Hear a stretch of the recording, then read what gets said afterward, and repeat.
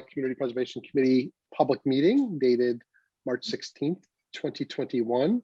My name is Tom Kearns, Chair and Select Board appointee, and I'd like to invite my fellow committee members to introduce themselves and their appointments, please. So, Peter, don't think he's on yet. Judy.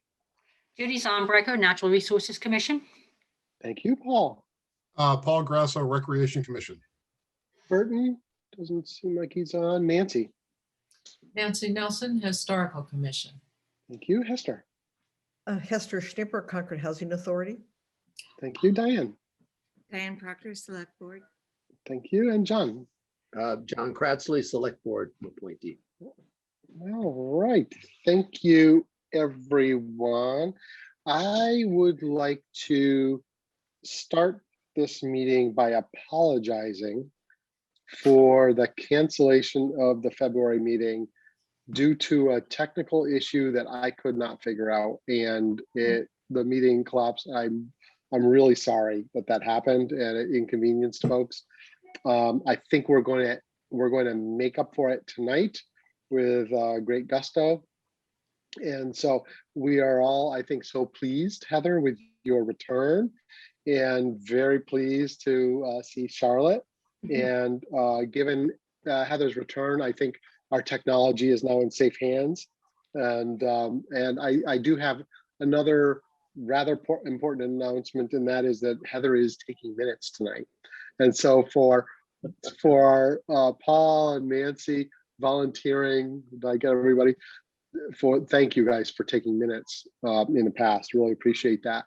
And Heather, we are very happy to hand that job back to you. Yeah, I second that. Yeah, I was going to say, if you're going to do that with Charlotte on your lap, I was really going to be impressed with that. I know, we were all saying how impressed we were. Thankfully, my husband's home tonight, but I'm sure there'll be nights where he gets stuck at work and she might have to join us. The meeting is being recorded. We've been at this a year now. Please mute and unmute. You guys know how to do that so well. But yeah, we've been kind of at this for a year in this kind of virtual mode, and a few more meetings, maybe, I don't know, maybe later this year, we kind of get back to it. We have another exciting agenda for this evening.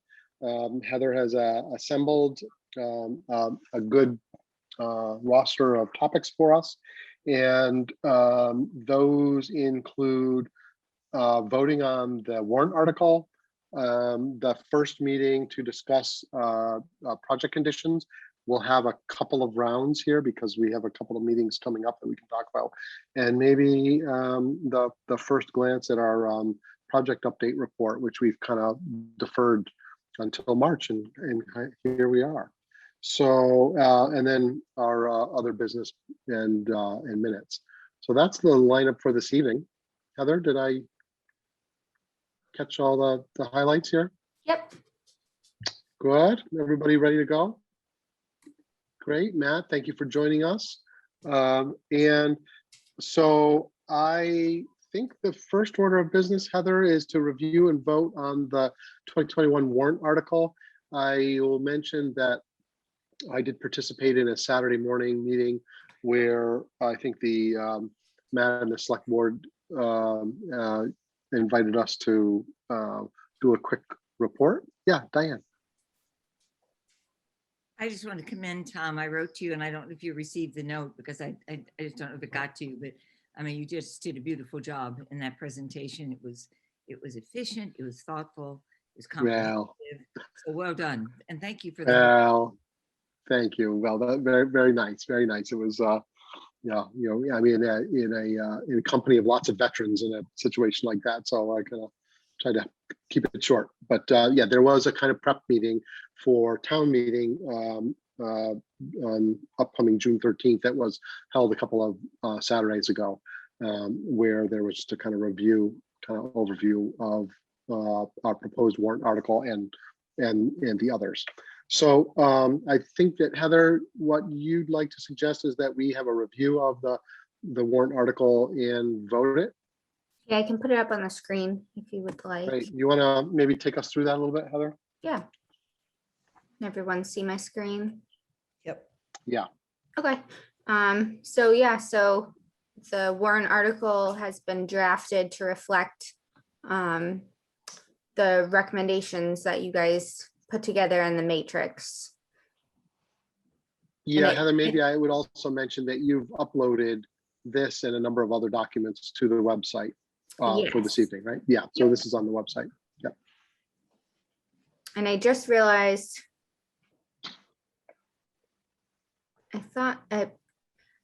I'm gonna switch this. I thought I had fixed the order of these, but see how community housing's kind of nested in between. Oh, no. I'm You seeing did fix things. it. Sorry, it No, doesn't. no, I did fix it. Yeah, you did. No, you did fix it. So those are all grouped together. Yes, that's And what I did did. you also do some organization at the bottom Yeah, around so I the just, split? the two open space projects were below all these split projects. So I just moved them up and then did the split projects at the bottom.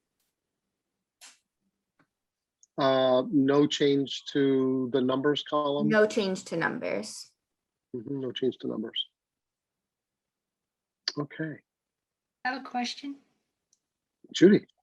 Yes, so the 44,000 and whatever it is, dollars that are prior year funding, that number, is that the amount that will be on a warrant article coming back from the Wheeling Harrington House project that wasn't done, or is that? No, I believe that will be administrated completely separately. Heather, am I Okay. right about that? The return funds? So yeah, I'm pretty sure you guys have this existing already. Yeah, Okay. this was Um, in an account that came Right, forward. it's already in like the undesignated fund balance from last year, like money you didn't spend. Okay. So that's using that first. Yeah. And then the Wheeler Harrington, I know you guys had discussed like doing a warrant article so you can get that money back, but what would happen is before the end of the year, the end of the fiscal year in June, I submit to the finance department to close that account, and come July 1st, that money would be back in undesignated funds. So we don't need to go through putting that in the warrant and like confusing people as to why we're trying to close out that project Oh, perfect. during Okay, town meeting, because we Okay, can just great. do it at the end of the fiscal year. Great. Okay. Great, good question, Judy. Thank you. Nancy.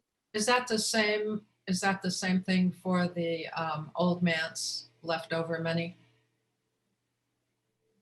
That's also Apologize, my on your dog. screen, right? The old man's project had leftover funds.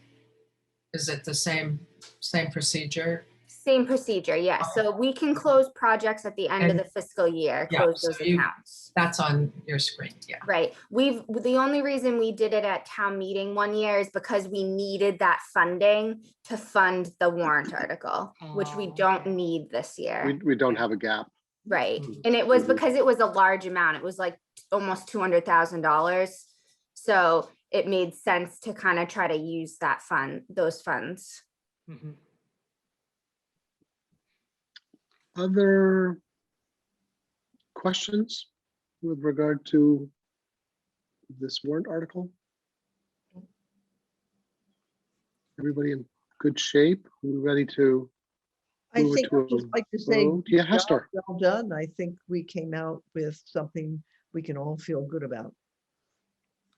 Hester, thank you. I agree. I think everybody really, did a lot of good work. We kind of extended our deliberation time, kind of through January, and took the time we needed and gave the applicants a little bit more time to refine their applications. And I thought that really did pay off. Yeah, so thanks everybody. Any other comments or questions about this? Would someone like to frame a motion? I Matt, do you just have a had a question? comment just Yes, from yes, sir. the select board perspective, just to say Yes. that the select board did agree that we are going to try to put in an article for raising additional funds for affordable housing. Now, that will be very much dependent upon how much free cash is available, but we'll put in tentatively a $500,000 amount against that. And so I just wanted to say that in addition to the funds that are here, that there is some plan to try to do that. Again, Oh, that's all excellent. predicated on the amount of free cash that's available. The other thing to note is that we did review yesterday the town budget. The town manager presented the final budget to us, and it was very, very clear from the presentation of the capital projects that how important the CPA funds are to the workings of town government in the furtherance of our capital project requirements. Oh, great. Matt, thanks for those updates. That's really important. And thanks for being with us every step of the way. You know, I think awesome to be able to make that commitment, knowing you're bouncing to multiple meetings a night. Okay, great. Ready to frame up a motion? Would somebody like to take that on? That we move to approve? I make a motion that we approve and submit an article for recommendation on CPC funding for town meeting on June 13th. I second that Second. motion. You have a second. Thank you. Heather, do you have the motion and the second? Yes. Good. Any further discussion? Okay, we'll do a roll call. Tom? Yes. Judy? Yes, Paul? Yes. Nancy? Aye. Hester? Yes. Diane? Sorry, Diane, just Yes, thank you so much. John? Sorry, John, didn't, muted. Yeah, I abstain again for the same reasons I did throughout the conversations on the Wright Tavern. Okay, thank you, John. Did I miss anybody? No Peter, no Burton. Just making sure nobody's joined us in the background. Okay, and so the motion passes. Thanks, everybody. Heather, do we take care of that first item? Okay, Yes, I will submit it. got approval? Yep. Beautiful.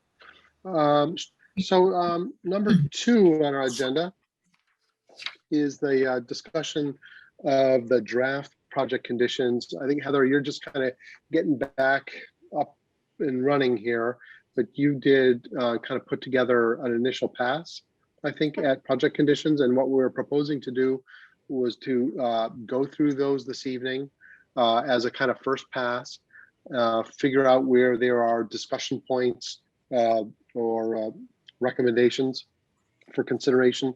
This is our March 16th meeting. We have a potential meeting on April 20th, and then a May meeting all before the town meeting on June 13th. And Heather, as I understand it, what we would try to do would be to develop conditions and grant agreements before town meeting, and then pending the results of town meeting, you would issue those to the applicants. Yeah, so generally, we try to do the draft project conditions, and then we'll send them out to applicants for comment before we finalize them and approve them. And then I draft the grant agreements based on the project conditions. So what would be the timing to send for comment? Would it be before the May meeting? Yeah, so we could always do, the project conditions don't have to be approved prior to town meeting or anything like Right. that. But it's, it's nice to have them done, but we don't have to if there's, we need to have ongoing discussions about it. But maybe perhaps after the April meeting, I send them to the applicants, and then they send back any comments they have for the May meeting. Yeah. Great. Any questions about the process for this? Heather, do you want to put your Yeah, document on on the the screen and maybe take us through it? Just 1 second.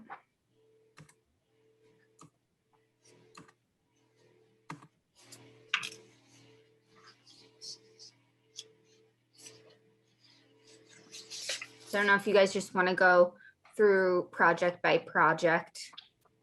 I think maybe take it from the top. Do you want to just Yeah, give us Yeah. the run through, and then if someone has a question or comment, we'll Yeah.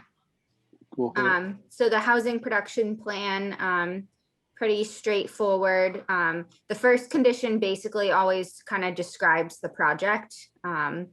So the first condition describes the project.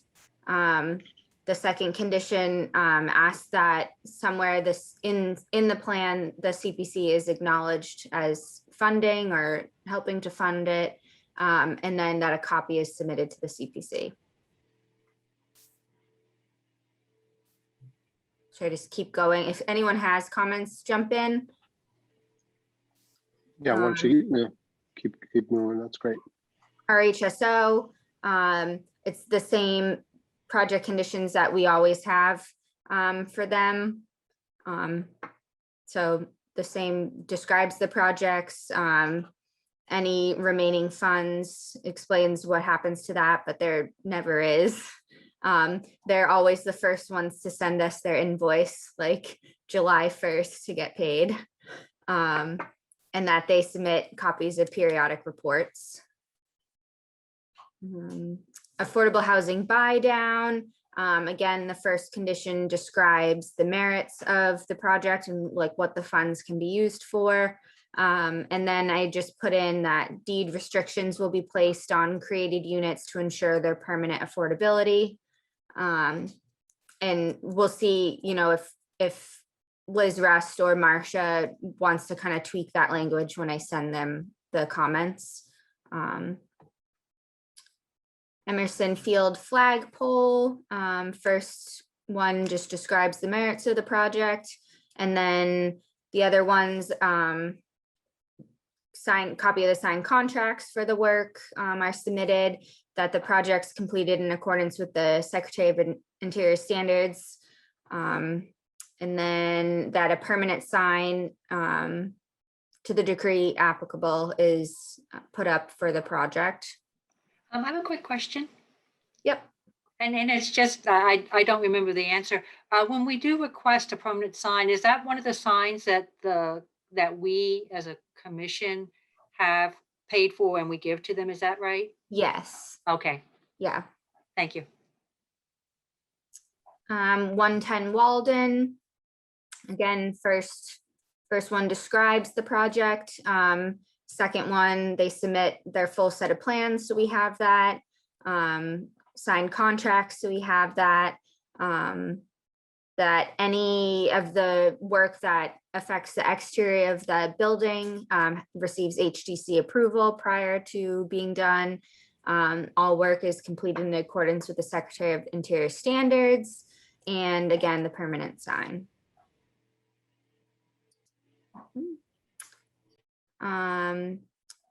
58 Monument Square roof replacement and historic structures report.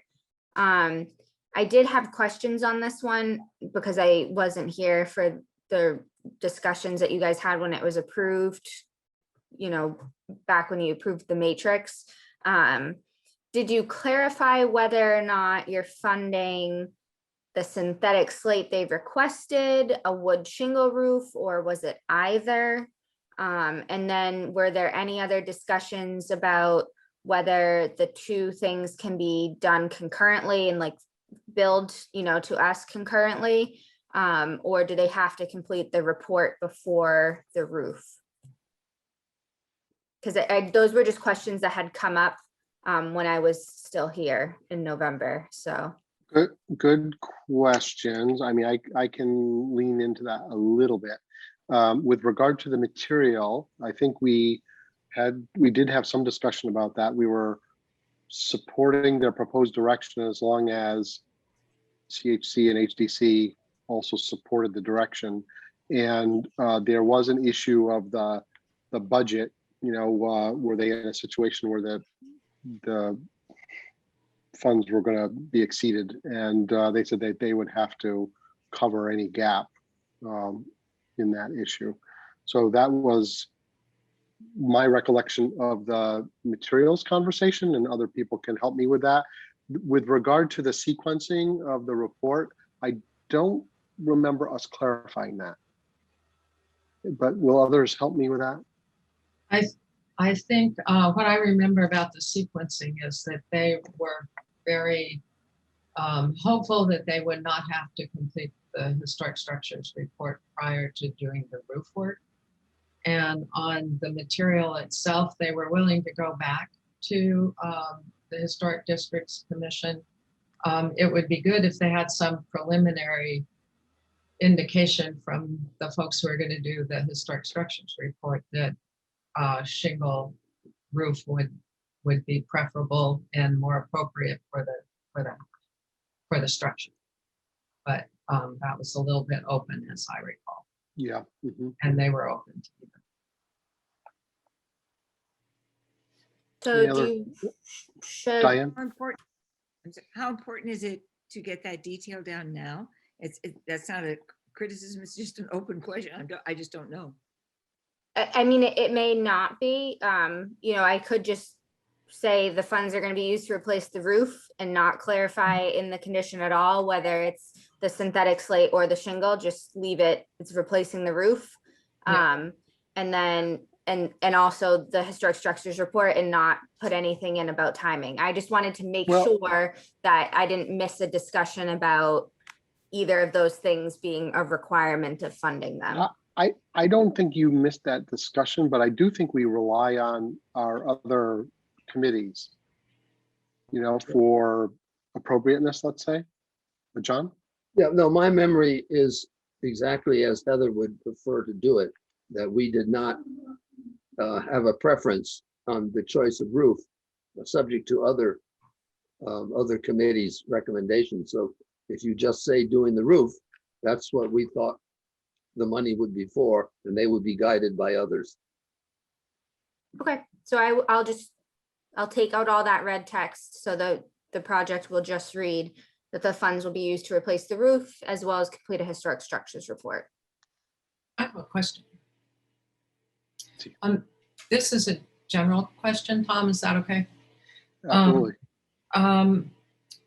When do applicants submit to CPC the full set of plans or specifications for the proposed work to be completed with CPA funds? Sounds like we get those before work starts, but is there what's the timing? Is there a timing requirement? So there's, the only timing requirement is that any of these conditions listed under a project are met before we reimburse them.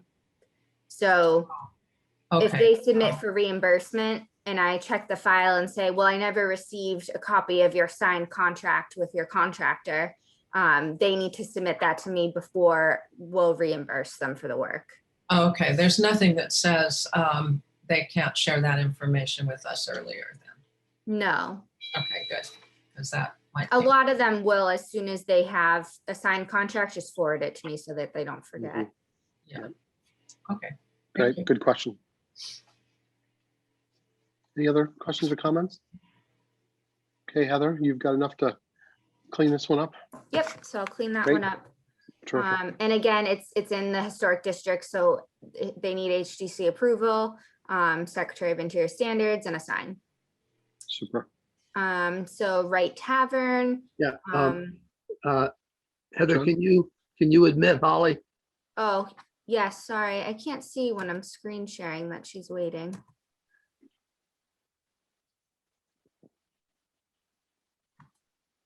Sorry about that.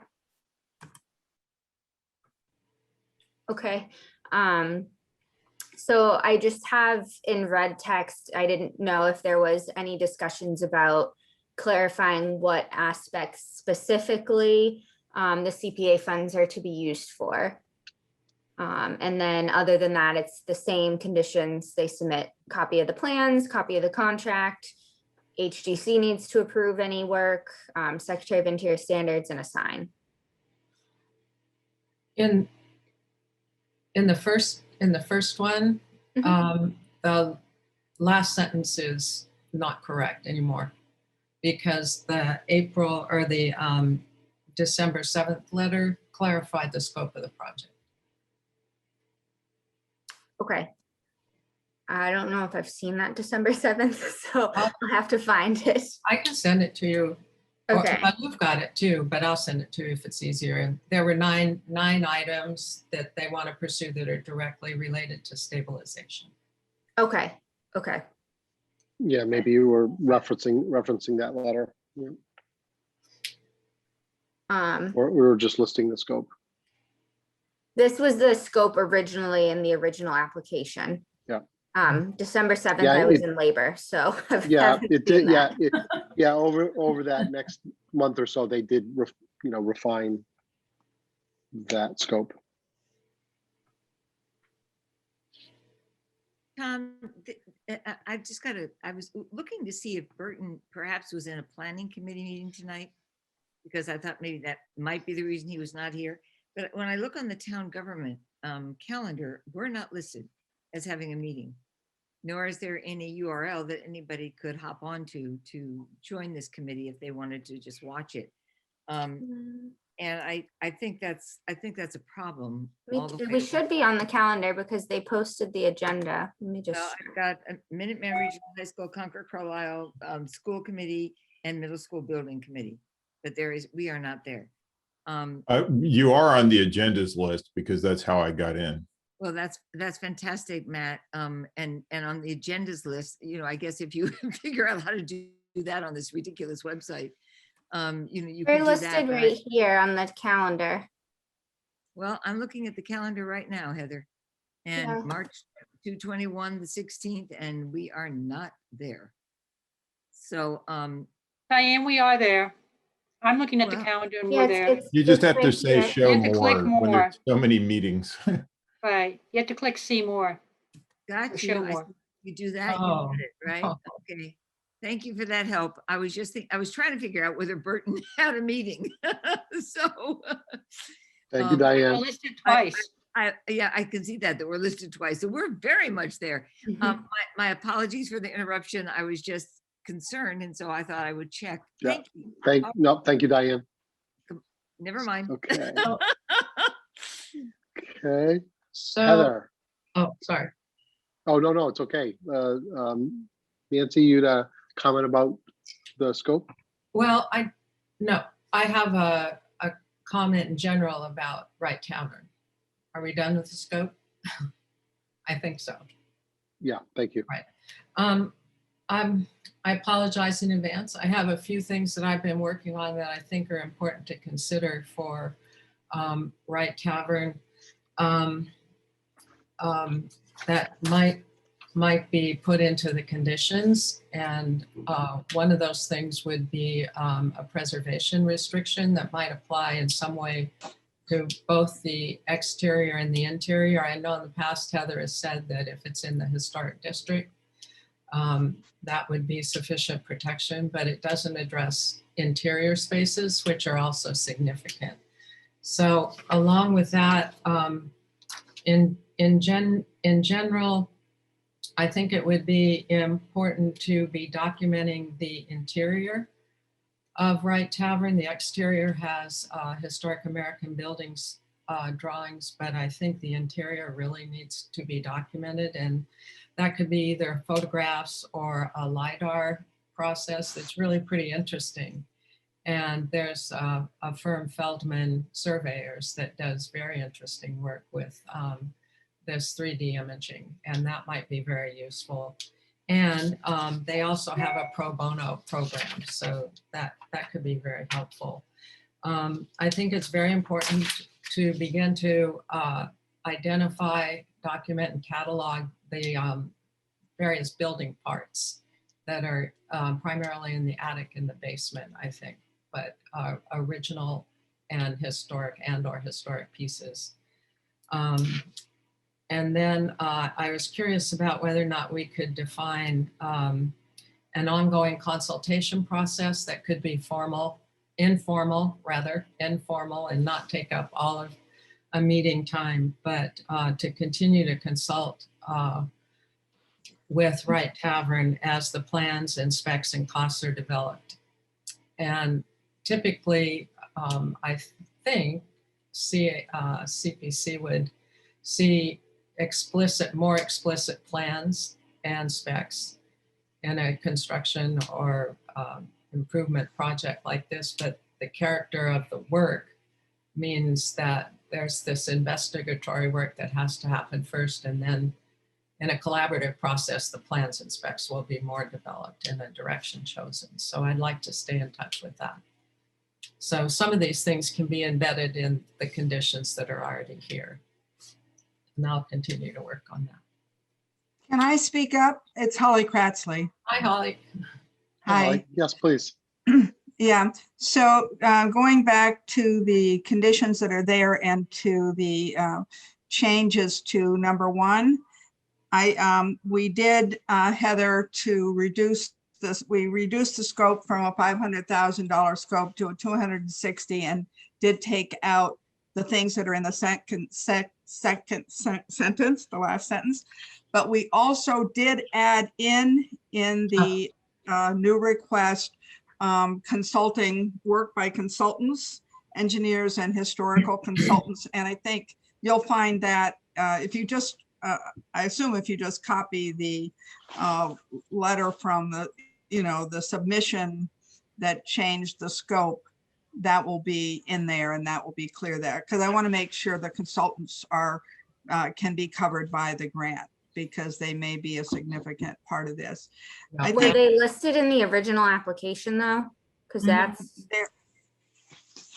yes, there were, yes, they were. okay, They just okay. weren't called out. They were in the budget. Okay, They've always okay, been in the budget.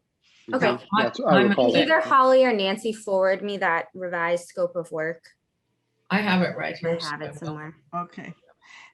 And the other thing, Nancy, I think item number 2 in the conditions specifically asks for detailed construction documents and specifications. So that's already in there. It's just the timing. It would be, a question I asked earlier was, when does CPC usually see those? And Heather said that they see them before reimbursements are made. And I'm hoping and assuming we'll have an active communication and collaboration. Yeah, I think you'll see them before the work is Yeah. commenced. So just looking. And I think if you want to add that, you can add that, because obviously before we get bids, we're going to have those documents. ready. Yeah, exactly. So we'll have them. Yeah, so I just wanted to get that idea in there somehow. And I believe the tavern it's in the historic district. I think it's also independently listed on the National Register. Yeah. So it does have that additional protection. There are some photographs that were done when the historic structures report was done. So there are, as you know, you've gone over that report, and there are some photographs in there. But Yeah, that's not the That's kind thorough. of thing I was thinking about. I was thinking about the historically significant and important features on the interior, like the paneling, like the doors and windows and things like that. Okay, Holly, thank you. Yep. Judy, did you have a question or comment? I guess the only thing I was thinking, and it sounds like, it may not be an issue. Just, Tom, to your earlier point that we do have other committees in town that review various plans on historic commissions, et cetera. And I hope that we don't put conditions in where we kind of start taking over those type of responsibilities. So that was the only comment I was going to make. That No. we're clear what we're to Yeah. be doing and not overstep the bounds with other committees. Yep, Judy, I think that's helpful, that we make agree. sure of that. And, for example, I the, totally understand that comment, Tom. Could Judy clarify that just a little bit for us? I'm not sure what she means by that. Yeah, and again, I may be misinterpreting, is that, we have a historic districts commission and, the various committees that will need to approve this project also, and just encouraging that we as the CPC don't put in place conditions that we start also saying, well, we want to approve that also where it's not within our purview, that type of thing. Specifically, the Historical Commission has no authority. They only have moral suasion and collaborative intent. Yeah. So HDC, sometimes it's just very variable. You can't rely on a consistency of protection from HDC always. That was part of why I asked. And this is a National Historic Landmark, and I don't think they use very often the Secretary standards, so if ever. Yeah, but it is, Diane?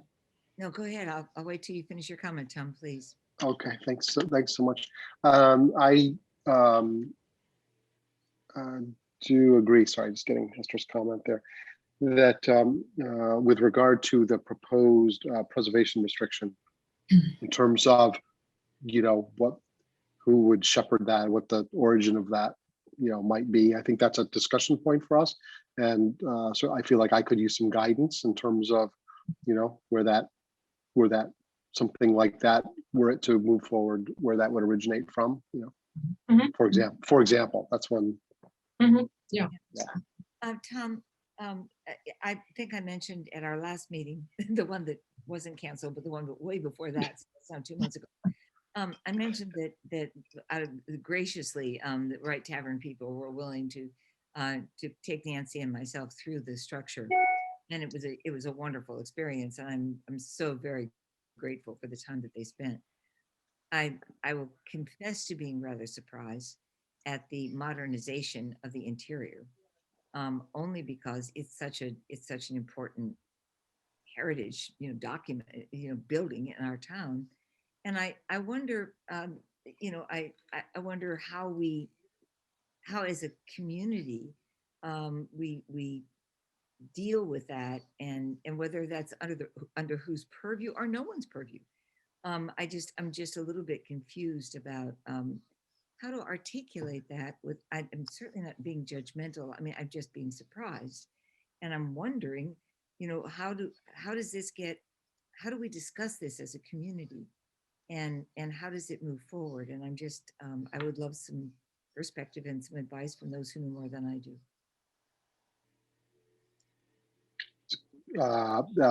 Very good question. Who, anybody like to take that on, including maybe Holly? You know, I mean, this is obviously of the utmost importance in terms of a structure in the town, and how do we ensure that it gets the most considerate attention, or, you know, the most careful attention, right? I think to Diane's point, you know, what has happened inside as to meet code issues, to meet the ADA with bathrooms. There was one wall that was moved, and there, but we were able to save the hallway, we were able to save the flooring, we were able to save the front door. You know, it just was an interior to make an ADA accessible bathroom. That was one. And then once that bathroom went in, a new wall went up to create, so that there was a hallway to that bathroom, and you didn't have to walk through a room to get to that bathroom. And that work has been done in two installments. I was in the building for 25 years, and so both of those things happened while I was in the building. The last one very recently. Holly, for those changes, what can you describe? What was the regulatory engagement?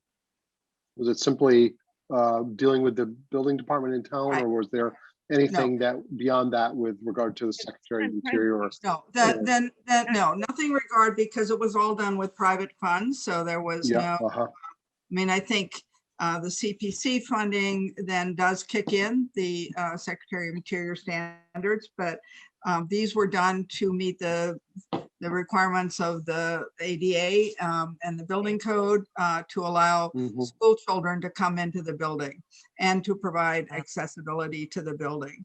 So, and we were able to do it with very, very minimum changes. The windows were restored. They were removed, cleaned, put back in by Wonder Woman, Window Woman, and who was recommended to us by the Society for Spinia, which now is Mass. Spania, yes, which was wonderful, yeah.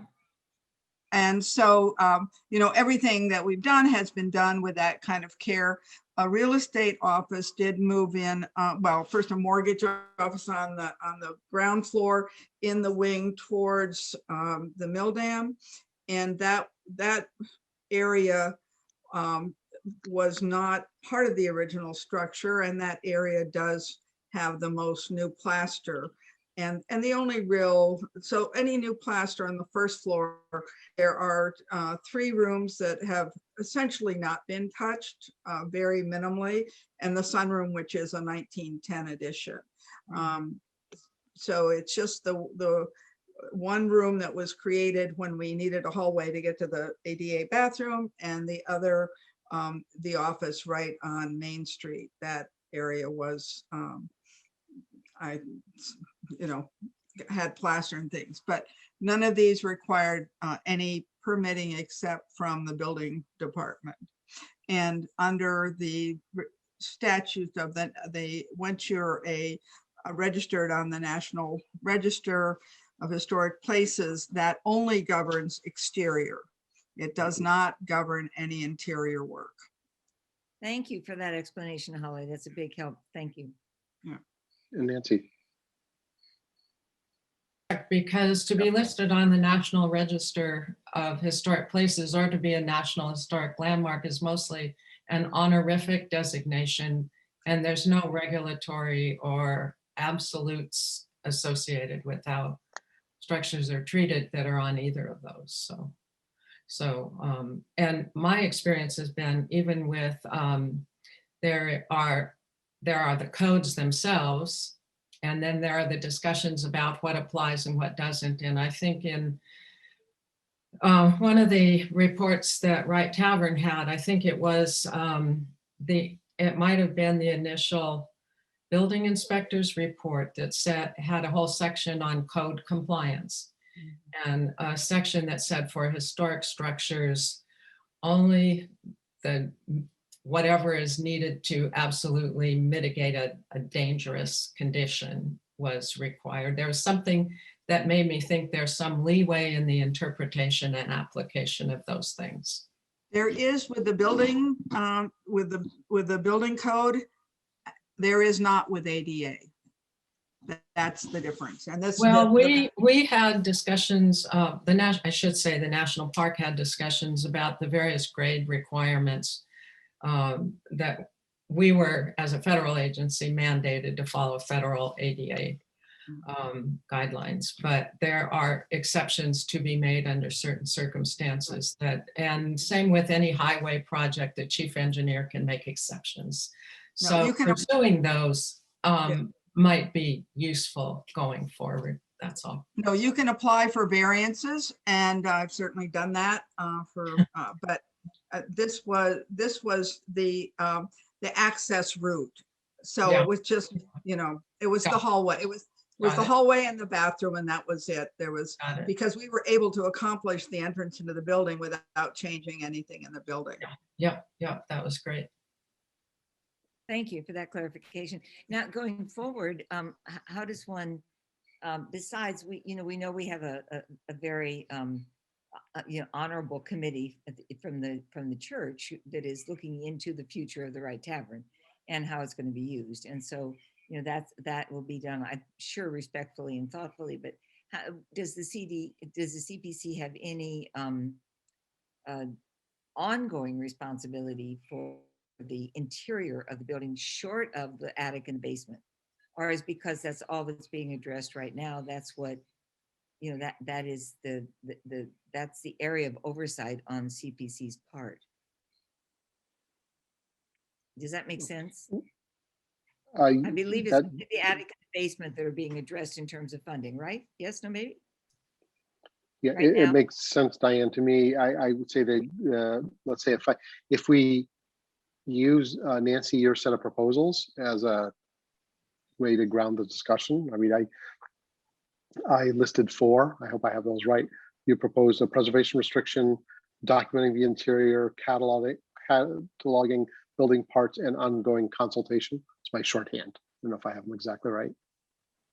And so with regard to, well, I think we would need to kind of maybe move through those and see if we were aligned. Well, Did I get those right? more or less, I think I'm very sensitive to the concerns of overreaching as well, and how Sure. to Yep. how to make the language reflect a collaboration Right. and a support function Absolutely. primarily.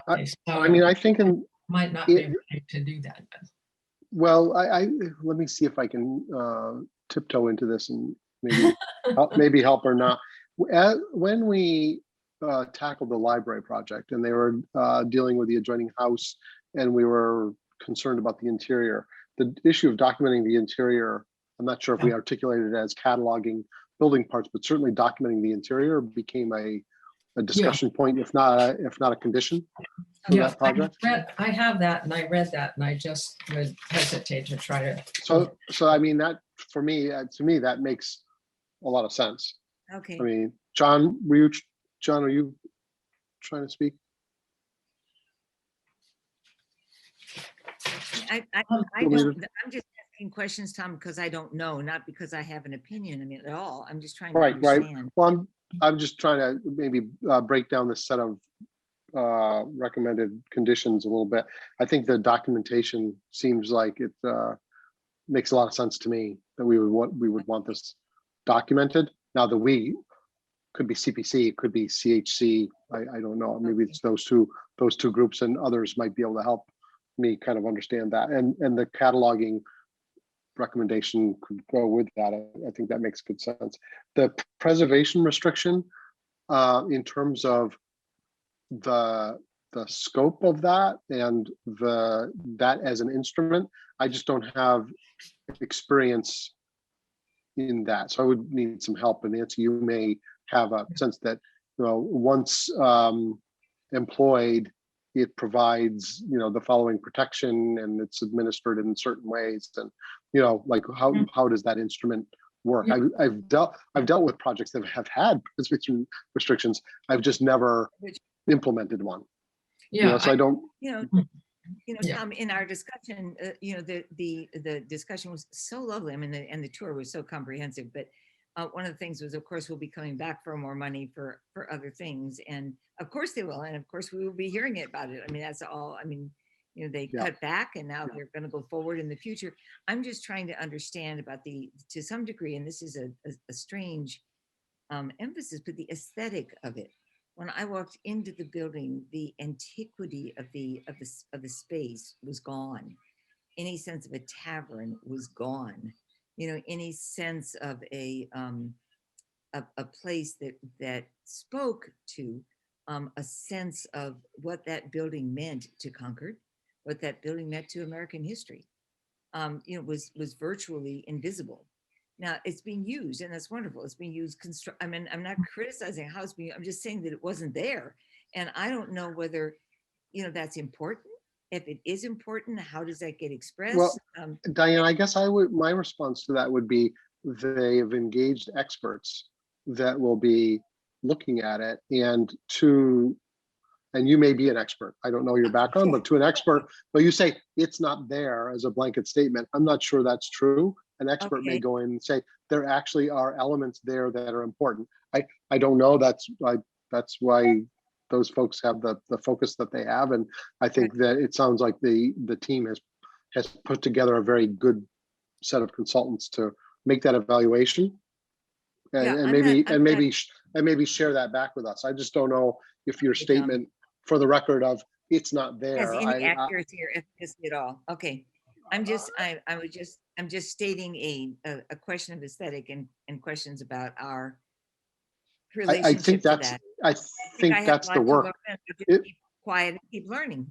Okay. But Diane, wouldn't you suggest that that's the work in front of the group and the work that we hope is shared with us?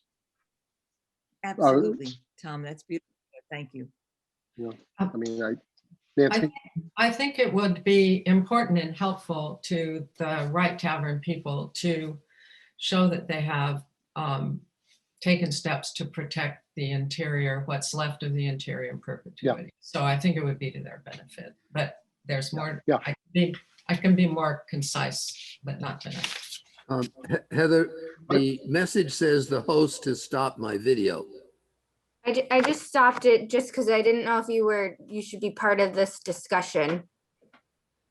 Well, I'm not sure either. In fact, I was just sort of waiting my turn to speak because it's unclear to me whether disqualification from voting on the numbers includes disqualification on the conditions. And I don't know that I have a definitive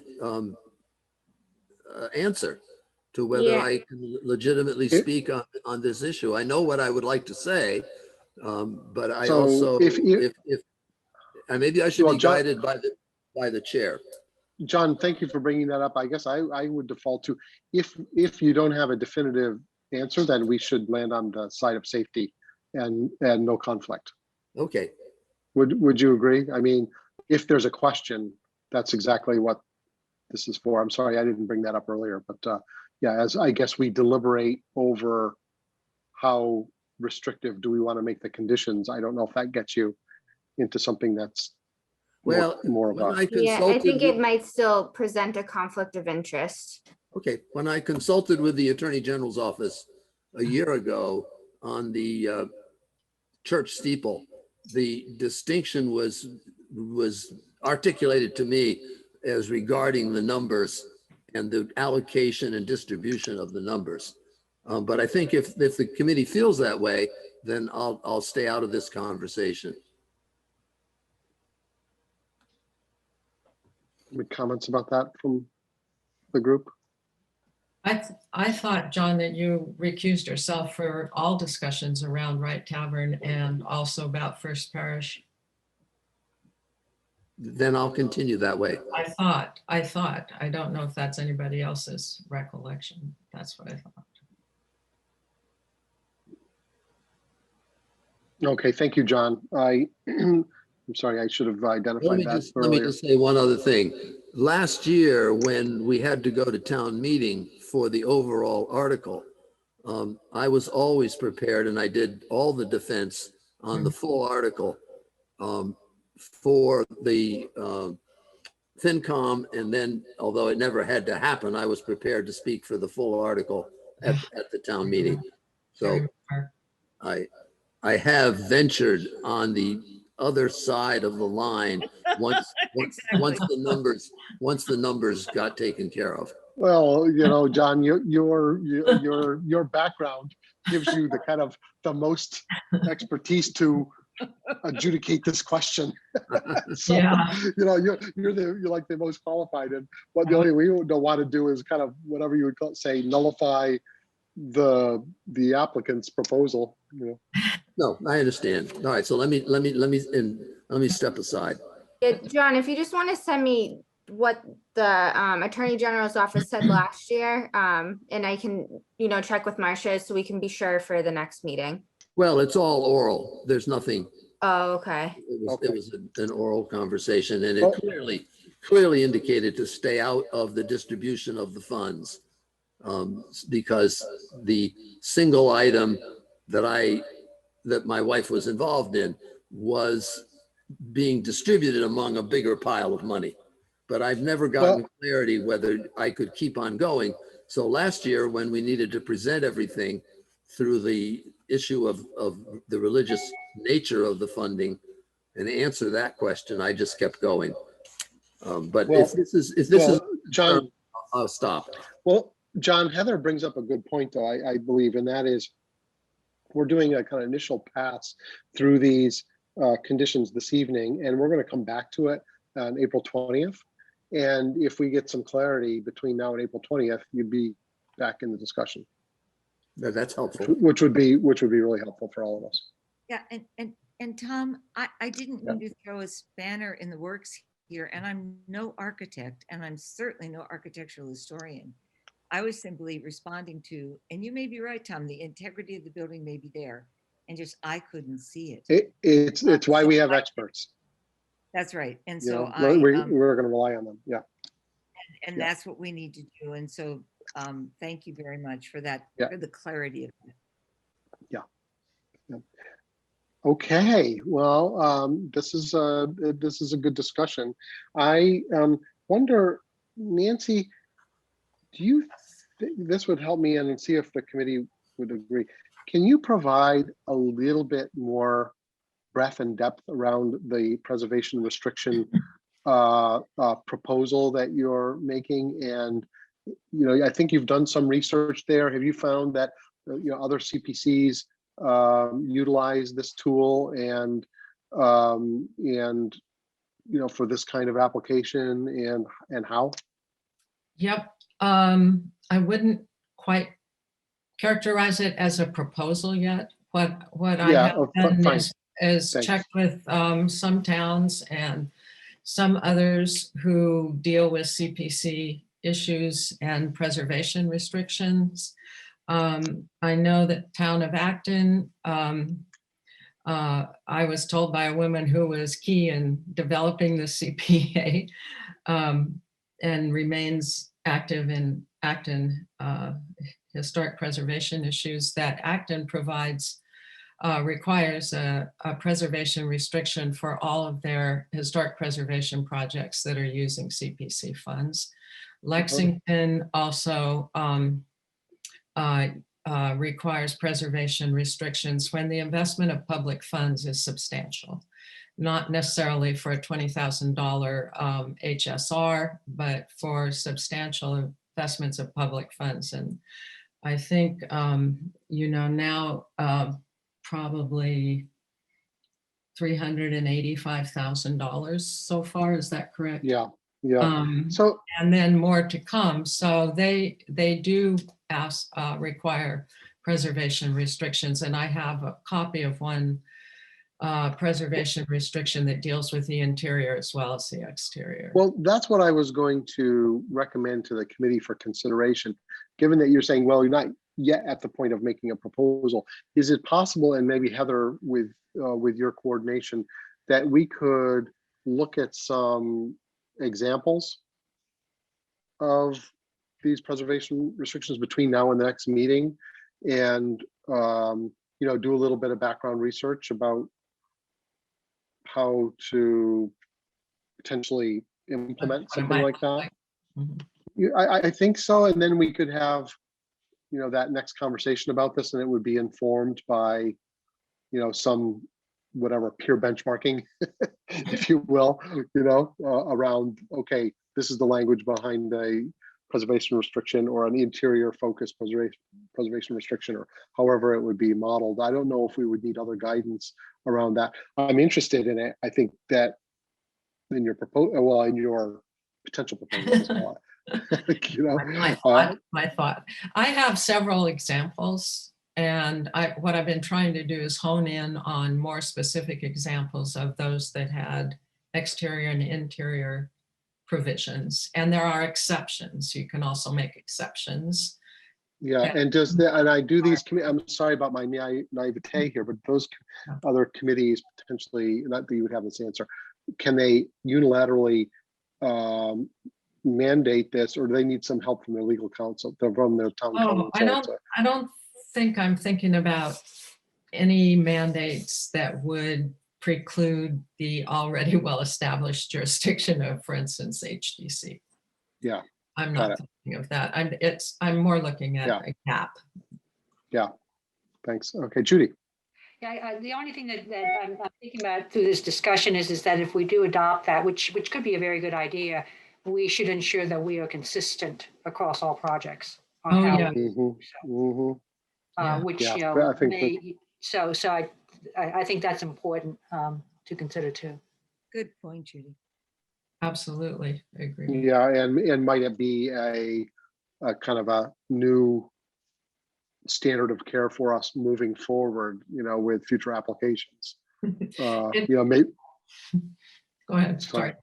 I was just we are fortunate this is a National Historic Landmark, and probably we won't deal with those too often. So It is a different Yeah. level.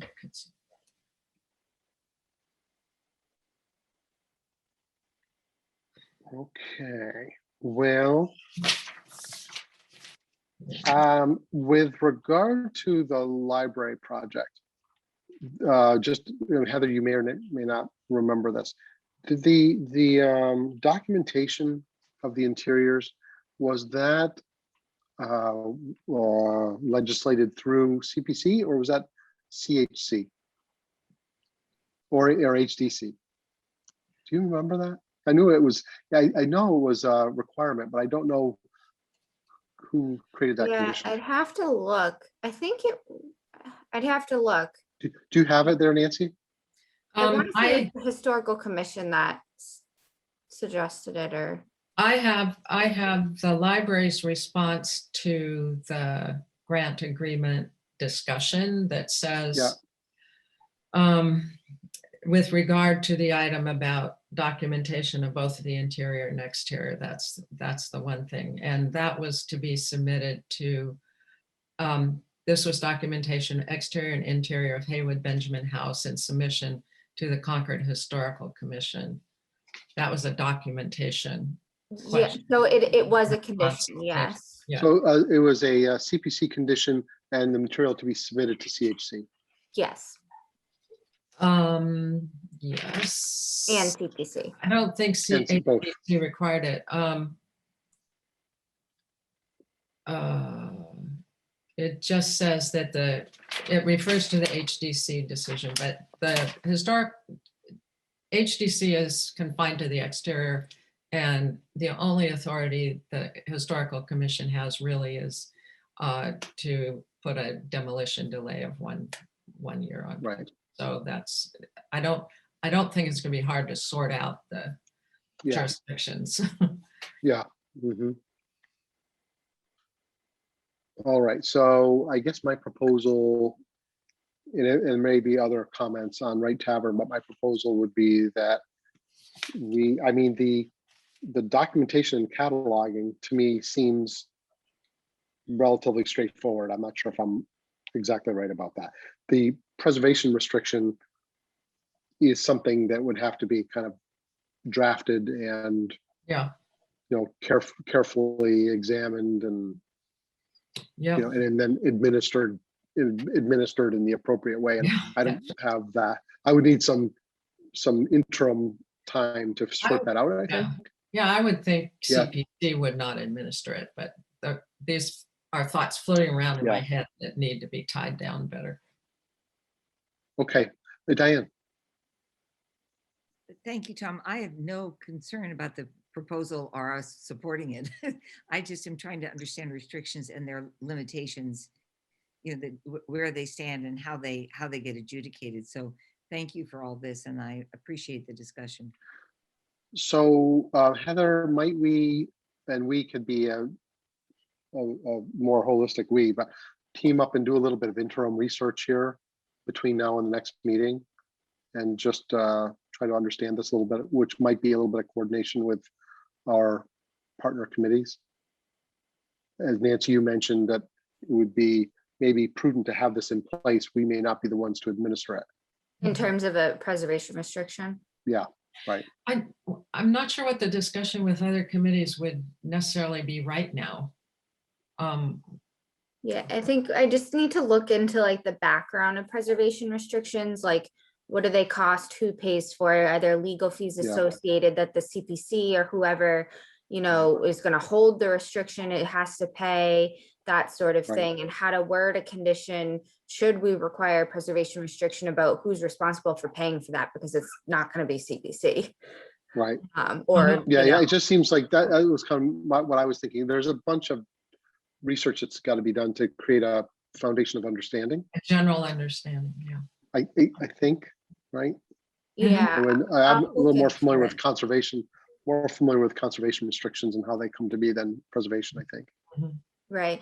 I think there has been one on a CPC project for the steps at the new church. Oh, So I'll have to look into it. Oh, That's-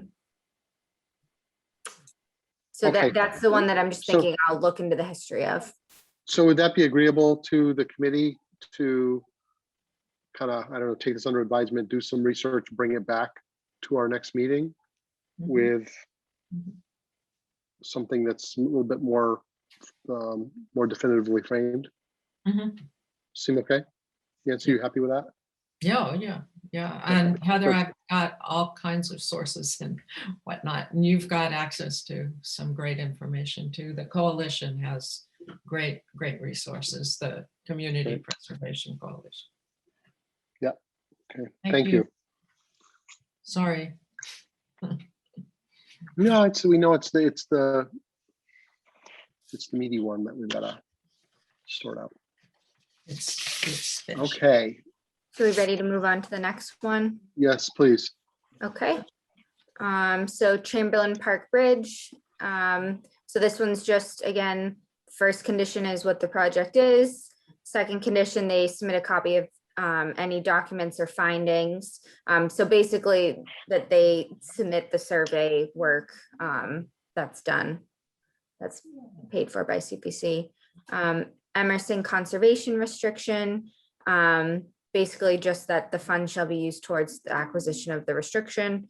I don't know if there's a need for any other conditions on that one. Wheeler Harrington House, what the project is, a copy of any documents that come out of that outreach are submitted to CPC for the file. White Pond Beach, what the project is, full set of plans, copy of signed contracts and a sign.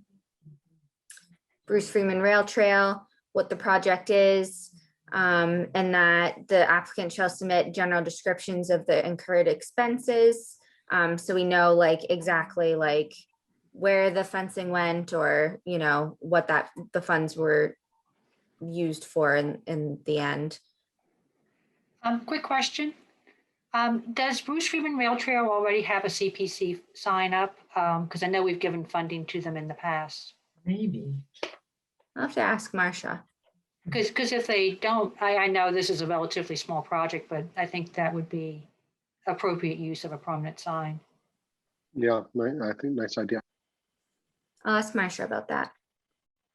Warner's Pond dredging, what the project is, full set of plans, copy of signed contracts and a sign. So it's the same conditions that we had last year for the project.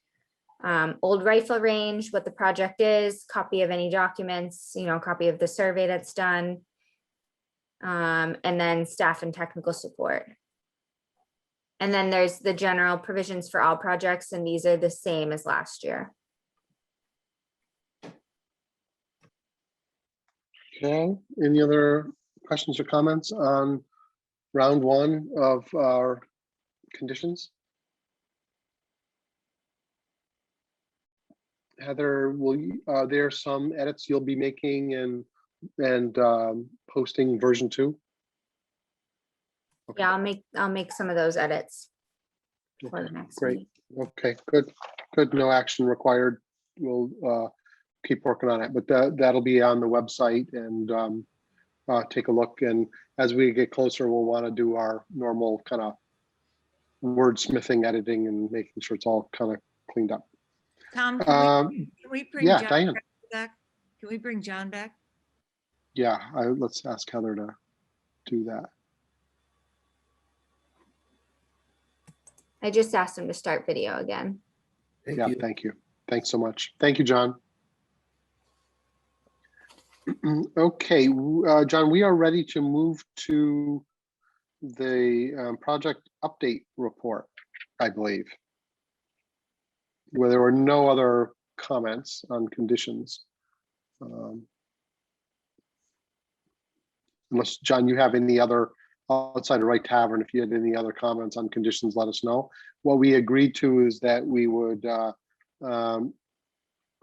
all take a look at the version 2 of the document that Heather will put on the site, and we're going to do some specific work on Wright Tavern between now and the April 20th meeting, and then come back to it. Okay. Great. Everybody ready to go to project update report this is also one of our early draft, Heather. What do you have to share with us? Yeah, so I'll share my screen. So I tried my best to update the spreadsheet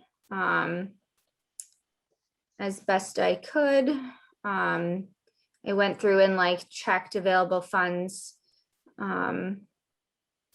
I don't know if anyone has specific questions, or do you want me to? I guess I would just say, as you, maybe you kind of go through it quickly, but is there anything that jumps out at you as there's a question, there's an inconsistency, there's an applicant that has never filed a update report, or, there's something that stands out to you Right. for us that might be helpful? So I did have two highlighted ones that I wasn't able to confirm, like the amount expended and the amount remaining, because the system for that the finance office uses is like a dinosaur, and it's so confusing. And some of these project account numbers, when I was inputting them, they just weren't popping up, and I couldn't figure out if it's because the accounts are closed or if the system was just malfunctioning and not working for me.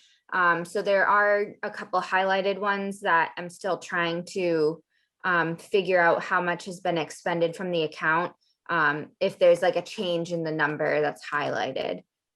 So those are the ones that I'm still working on. And then I did add a bunch to the bottom to close out, because they've been expended or they can be closed at this point.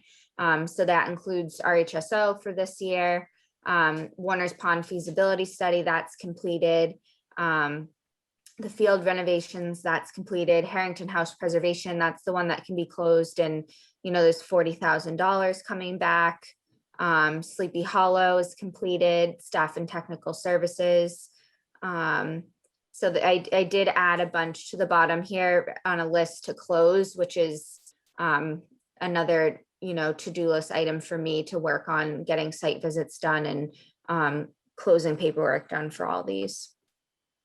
Cesar Robbins monies came back. What happened with that one? Yep, so Cesar Robbins, there's $24,000 that'll be coming back when we close it. Okay. Heather, what does And- pending mean versus in progress? Pending, I mean, it's like, I don't think any funds have been started. Whereas in progress means they've started it, they've asked for, a reimbursement, or, they have a purchase order if it's a town project going. So Heather, the very first one, the Commonwealth Avenue project. Mhm.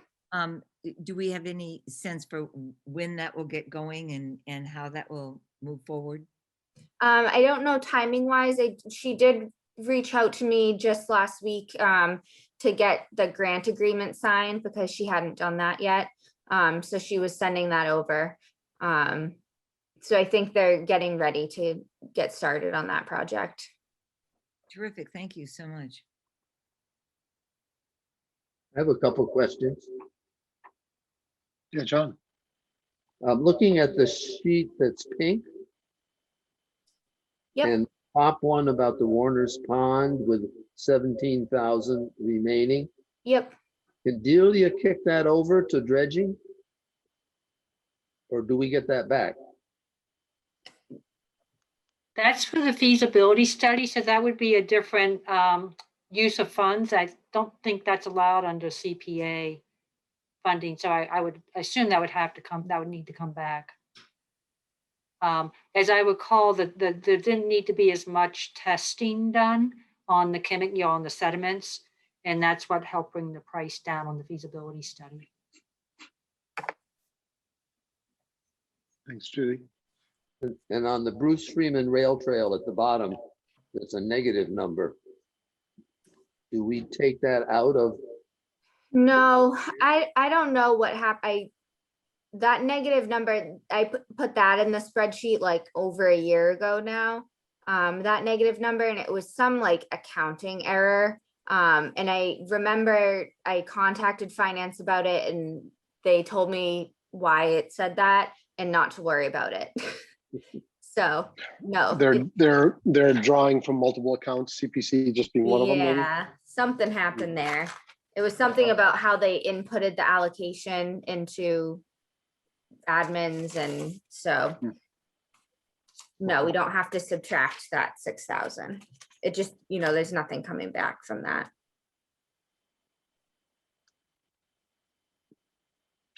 Thank you. Okay, so the ones you highlighted in yellow, there's a little bit of research to get those reconciled. And how about, I know we've been going through this most unusual year with regard to project updates. Are project leaders doing that, or how does that, what's the rhythm of that? So that's up to you guys, whether you want to, I can send out letters or emails requesting project updates again from everyone. The last time we got project updates was April 2020, and then I think we finally got some of them in August, because everything shut down and people kind of forgot about submitting them. So I don't know if you guys want to. I kind of feel like it would be nice to know what projects were active in this COVID year, and all those taxpayer dollars are kind of sitting there waiting to, were things put on hold, were they deferred, were they actively spent, and we were getting the people's work done. It might be, I don't know what the timing of that is.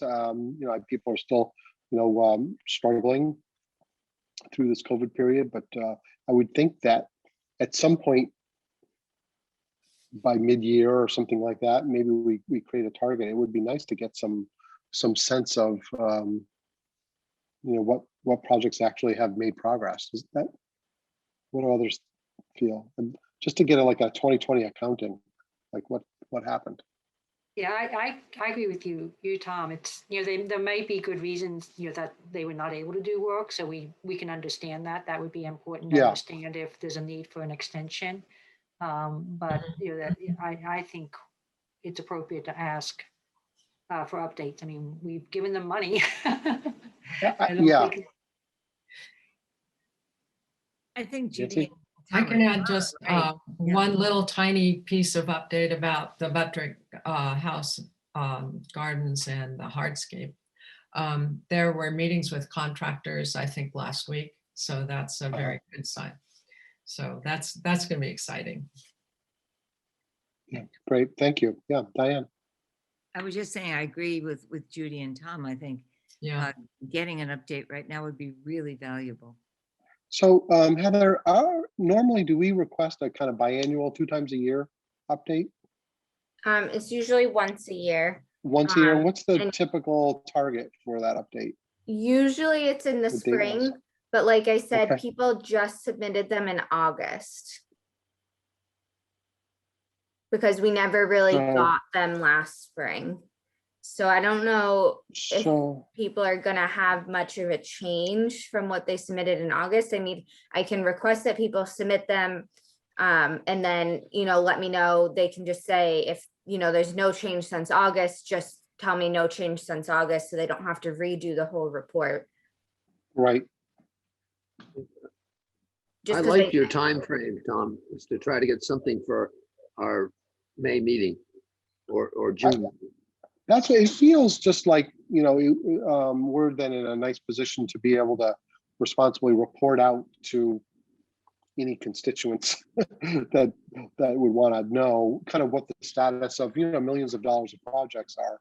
I would think maybe, we shoot for that kind of May, which gets us to kind of May, June, the kind of town meeting time when we're trying to take account of a lot of things. Yeah, Diane? I was just going to say, and I can't imagine that anyone would take umbrage at that. I mean, it seems a very appropriate question, particularly given COVID and all of our collective ability to scoot around from place to place and see things. We have 2 sets of minutes. Yeah, it's been a very challenging time, and I think we're trying to administer all this stuff, and we need to kind of know what's going on. In some ways, you want more reports, not less. But yeah, I agree, Heather. It could be, no change, status quo. Okay. Yeah, let's communicate out. I think it would be good to, it'll be one of those hopeful communiques that will be a sign of return to some sort of normalcy. CPC is after us for another report. Right. Just I know it's a lot of work for like Marcia and Delia, who have a lot of open projects, especially like right before town meeting. Yeah, but it may be, well, I don't know. I guess maybe I don't know what I'm asking for. It could, seems like if they did that last summer, fall, that, maybe it's, no change. Right. bunch of them Yeah, could that's what, be if you're okay with no no change. change, then I But think we have 2.5 months before town meeting. So I mean, we're not asking for a detailed accounting. I don't believe. We're just asking for an update. How's it Yeah, going? is What's happening? your project Yeah. active? Yeah. Mhm. Yeah. Right. Okay.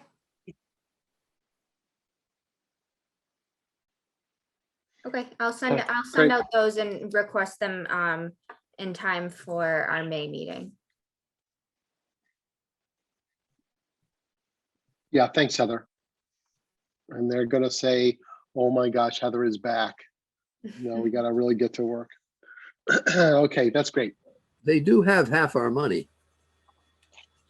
Delia and Marcia. There you go. Okay, any other comments on project updates? That's good. Heather, can we come back to this next month? For Sure. another, yeah, maybe you reconcile a couple things there and kind of start to keep at it. Do we want to move to the approval of minutes? Ready to go? Are there comments? I think do we have 2 sets of minutes outstanding? Let me see if I have them here. We have January 5th and January 5th and the 19th. And I don't know if anybody has any other, but I was responsible for the delay in the January 5th meeting minutes approval. So do we want to approve them separately? I don't have any comments. Yeah, because we went through this once, and but there are the one that I opened from the website does still have some highlighted passages. Yeah. And So do we need to unhighlight that? Oh, I'm not sure. All my comments were addressed, or yeah. One way or another. Heather, I don't know if we've got the one I pulled up. I didn't change the minutes because you didn't have your February meeting, so I just left whatever had been uploaded for the February meeting up. Okay, so let's give this a shot. Any edits for January 5th for comments? Nancy's all set, Judy's all set, seeing none. The only comment I think I have, Heather, is that there's some highlighted text. Okay, so I'll just remove highlighted text. Yes, thank you. Okay, good. We are ready to move to the minutes of January 19th. I And have Judy. a suggested edit. It's on page 2 under historic preservation, and it's talking about the flagpole project. Oh, And right. in it says Miss Salford recused herself and turned off her monitor. Melissa's not a member of the committee, so I was really confused by that. So I suggest we strike that. Oh. Right, she's not a member of the committee. Mhm. And interesting. Would she have been required to leave anyway? No, she Why not? mentioned that she got distracted and had turned off her video. Oh, okay. Okay. All right. Okay, thank you. Okay. Judy, thanks for that. Yep. Sure. Other comments for January 19th minutes? No? Excellent. So motion to approve the minutes from January 5th and January 19th. So moved. Thank Did I do you. that? Seconded. Seconded. Yes, thank you.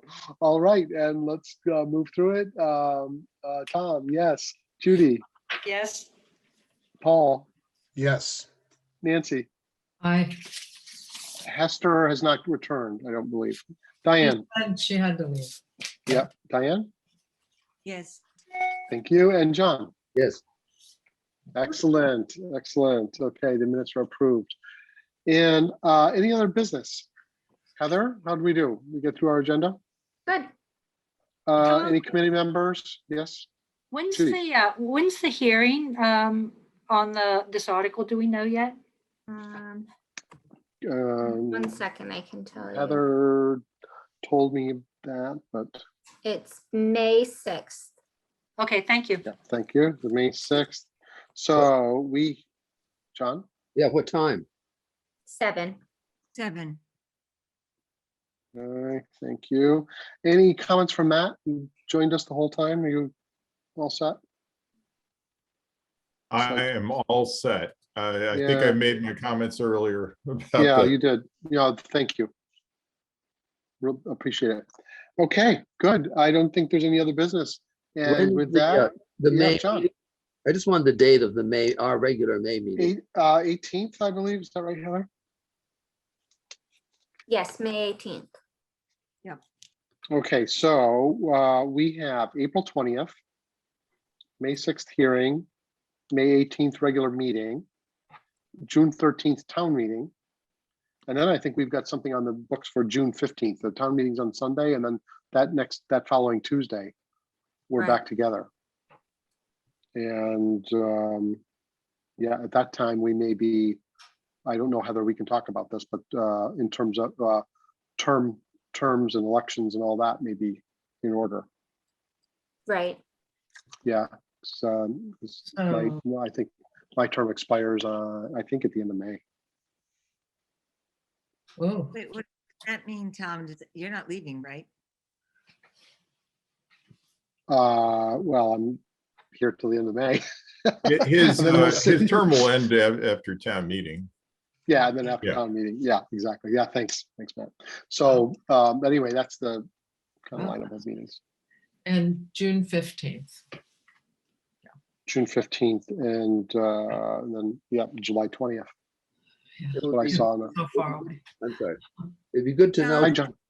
how many other terms are, That was what I was gonna ask. John, does yours expire then, or is yours? I don't know. I'm asking. Mine, It all should be on the website. Yeah. It is on the website. Mhm. Judy's expires, Paul's, Right. Tom's, and John's. Wow. Those are big shoes. They sure are. Yeah. Yeah, that's really, And Burton. wow. Oh, There's- yep. Tim Burton. be a lot of, many changes. Yeah, wow.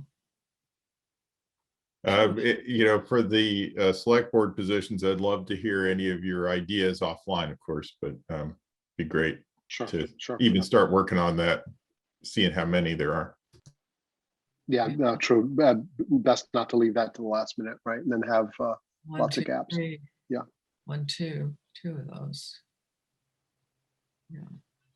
I'll mention it to Delia so the NIC can make sure to appoint someone.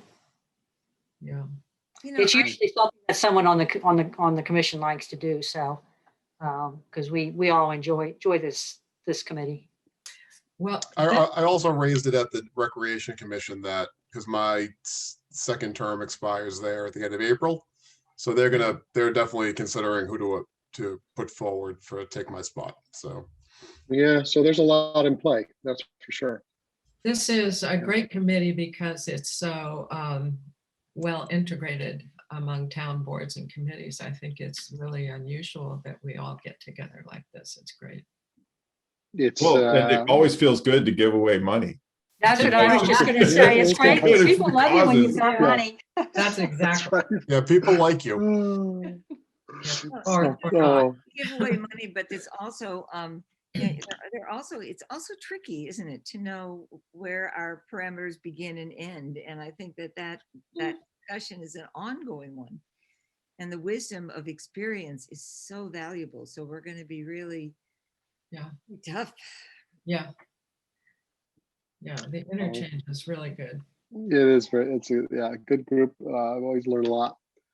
I'll say. Okay, with that, I would suggest that we are adjourned. Excellent. We Thanks, need a everybody. motion in a- We need a Thank you. motion in a second. I move. that we adjourn. We need them. Oh, you know what? We went through this with Elizabeth Hughes, and she said, you know, because we were going through this the other, and she was like, "No, you just do it." I was really Heather Tom's coached us. empowered. Oh, I always make someone motion and second it. Let's No, no. No, you don't have to. Talk to the town clerk. Yeah. No, Oh, no, interesting. Okay. much I know, easier. I just That's learned what that. Elizabeth. We do it on the select board, but that you don't have to. Interesting. Select board is in a whole nother stratosphere. Okay, everybody. Well, thanks, and we are adjourned.